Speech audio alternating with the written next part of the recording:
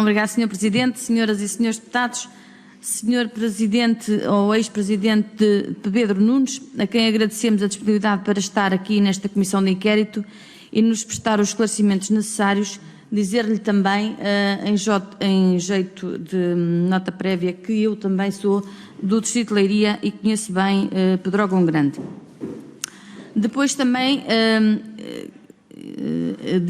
as nossas primeiras palavras do PSD, como não podiam deixar de ser, são para todos aqueles que, direta ou indiretamente, foram vítimas dos incêndios de 2017. O PSD lamenta profundamente a tragédia ocorrida e está sempre ao lado das vítimas e na defesa dos seus interesses. E, Sr. Deputado João Dias, tudo o que diga em sentido contrário é mero ruído para desviar a atenção do objeto desta Comissão de Inquérito. Enaltecemos também aqui a onda de solidariedade até então nunca vista. Deixamos também aqui a nossa homenagem aos bombeiros voluntários, vítimas dos incêndios, e a todos os bombeiros voluntários que incessantemente e incansavelmente lutam todos os anos no combate a este flagelo. Ao tempo em que ocorreram os incêndios de Pedrógão Grande, o senhor era Presidente de Junta da Freguesia de Pedrógão. Por isso, o senhor vivenciou certamente na primeira pessoa, como já aqui teve a oportunidade de relatar, a tragédia e o drama que ocorreu aos pedroguenses, e na sequência da sua vivência e na sequência do conhecimento direto que teve, é que pretendemos que nos esclareça. O senhor ex-presidente de Junta, senhor Pedro Nunes, o senhor não está aqui a ser julgado. O senhor está aqui a prestar declarações nesta Comissão de Inquérito e quem tem que fazer prova é a Comissão de Inquérito do objeto que se propôs. Não é o senhor que tem que vir fazer prova. O senhor tem que relatar com verdade aquilo que lhe é questionado e dizer, e seguramente, o senhor sendo um autarca de freguesia, o senhor tem uma relação de proximidade com todos os seus fregueses, e eu também sou autarca,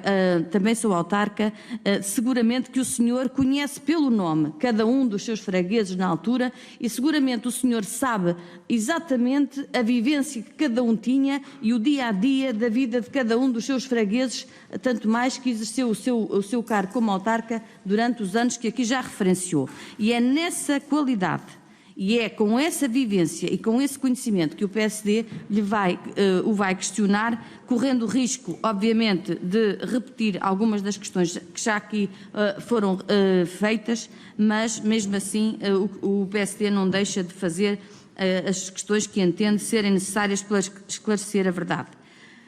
Senhor Presidente, na sua freguesia, e referindo-nos aqui à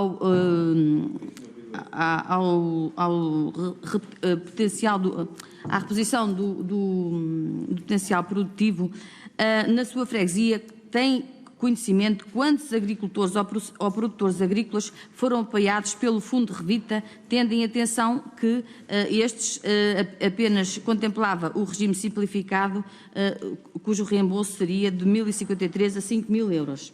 Obrigada. Muito obrigado, Sr. Deputada. Para responder, Sr. Presidente Pedro Nunes, faz favor.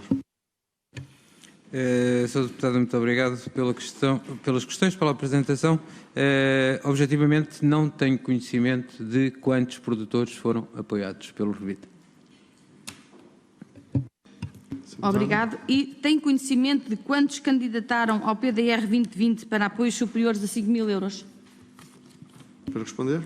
Sra. Deputada, tal como disse, portanto, não havia conversação com o Revita, não havia conversação com o município, não tenho conhecimento de quantos candidataram.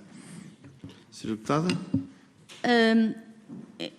De acordo com a sua experiência ou com a sua vivência, considera que foi justo a opção de pagar ou indemnizar os agricultores cujo valor da indemnização seria até os 5.000 euros através do Fundo Revita, ou se deveria ter sido o Ministério da Agricultura a fazer essa reparação desses danos? Sr. Presidente, faz favor. Como já tive a oportunidade de dizer, quanto menos dinheiro circulasse, melhor. Deveria ter sido entregue, essencialmente em material e espécie, todos os valores. Senhora Deputada. Pergunto-lhe, Sr. Presidente, se tem ideia do valor que o Fundo Revita disponibilizou para o apoio e o restabelecimento do potencial produtivo na sua freguesia? Para responder. Senhora Deputada, não tenho conhecimento objetivo do valor empregue pelo Fundo Revita na freguesia de Pedrógão Grande na reposição do potencial produtivo. Mas do que conhece, dos agricultores que conhece, todos foram indenizados ou alguns ficaram por indenizar? Para responder.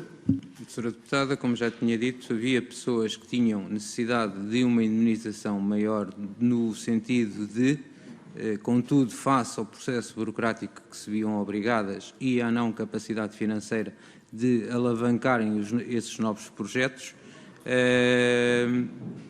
houve pessoas que abandonaram, deixaram de... Desculpe, não percebi. Abandonaram a agricultura, foi? Não percebi. Abandonaram os projetos que tinham. Portanto, estamos a falar de pessoas que tinham que se candidatar a projetos de 15, 20 mil euros, que não tinham capacidades técnicas nem intelectuais para os fazer e que acabaram por se resignar aos 5 mil, que acabaram por não reconstruir aquilo que realmente perderam. Então posso concluir que ficaram prejudicados. Antes de concluir, deixe-me passar a palavra, senão depois perdemos aqui a certa altura a disposição. Faz favor, continue. Senhor Presidente, então posso concluir que muitos agricultores ficaram prejudicados. Sr. Presidente. Senhora Deputada, como eu não estou aqui para falar em termos pessoais, eu diria, uma entidade, a Segurança Social, que vá ao terreno e coloque essas questões diretamente e que dê o resumo dessas questões como organismo oficial a esta Comissão para ela sustentar a resposta à questão que me colocou. Ponham as entidades que andaram no terreno, ponham-nas junto dos pedroguenses, junto dos agricultores de subsistência, a fazer a recolha dessa mesma questão, clara e objetiva, como a senhora me colocou. Muito obrigado, Sr. Presidente, pela sugestão. Senhora Deputada. Obrigado. Em tempo será adquirida seguramente a Segurança Social. Outra questão que ainda não foi aqui muito aflorada, mas que já foi aqui abordada, que é a linha de crédito para parqueamento de madeira queimada de resinosas. Foi utilizada na sua freguesia? Sr. Presidente. A linha de crédito para parqueamento, ouvi falar dela, não na linha de crédito. Ouvi falar em um grupo de madeireiros de quais tenho relacionamento diário, que havia necessidade de fazer-se o que se fez em 1993, fazer-se um parque de madeiras para que houvesse um controle do preço de... Só que nunca vi isso implantado. Muito obrigado.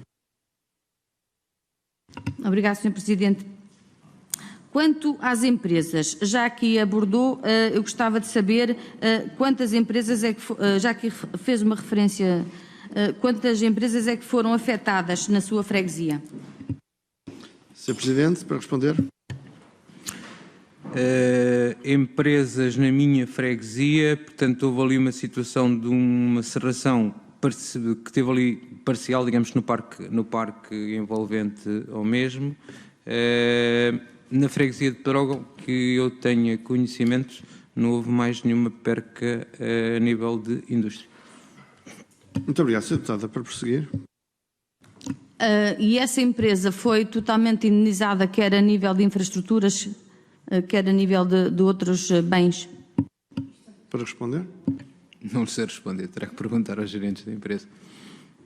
Sra. Deputada. Mas atualmente está em elaboração? Presidente. Sim, nunca parou a elaboração. Sra. Deputada.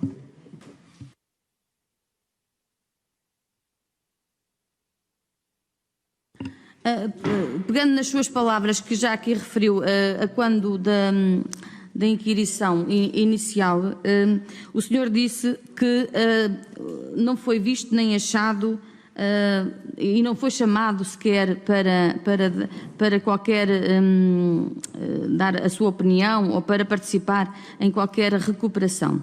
Eu pergunto-lhe, porquê é que não foi visto nem achado? Sr. Presidente, para responder. Sra. Deputada, porque quem tutelava esse organismo entendeu e falo então em nome da Junta de Freguesia de Pedrógão Grande, irão ter a oportunidade certamente de estar com os presidentes da Junta de Vila Facá e a Graça, e Castanheira de Pera também deveria estar, e Figueiró dos Vinhos e Barradas, mas não sei quem é que virá ou não.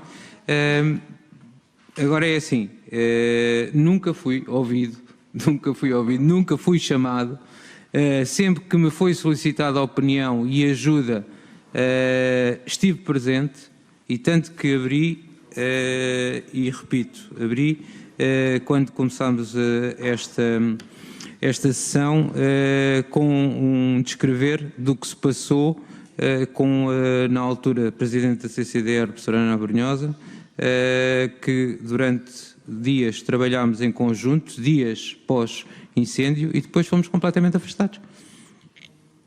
Muito obrigado. Senhora Deputada, para prosseguir. Volto a solicitar o seguinte: foi afastado por quem? Sr. Presidente. Então, antes que o português seja mal interpretado, não fomos chamados. Muito obrigado, Sra. Deputada. Não foi chamado por quem? Sr. Presidente. Por quem tutelava a organização, por quem tutelava o Revita, por quem tutelava a Segurança Social, por quem tutelava os organismos que estavam a dar apoio direto no terreno.